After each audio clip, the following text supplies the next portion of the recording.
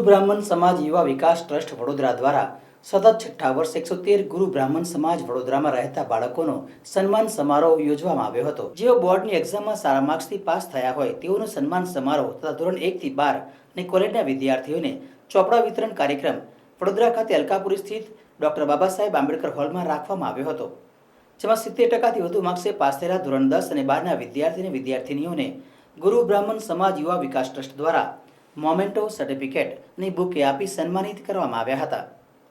સાથે ધોરણ 1 થી 12ના વિદ્યાર્થીઓને અને કોલેજના વિદ્યાર્થીઓને નોટબુક, ચોપડા, બોલપેન, પેન્સિલ વગેરે સ્ટેશનરીનું વિતરણ કરવામાં આવ્યું હતું।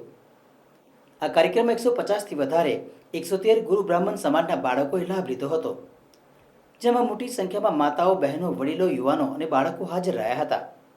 સમાજમાં શિક્ષણનું સ્તર વધે અને સમાજના વિદ્યાર્થીઓ શૈક્ષણિક ક્ષેત્રે પ્રોત્સાહિત થાય તે હેતુથી આ કાર્યક્રમનું આયોજન કરવામાં આવ્યું હતું।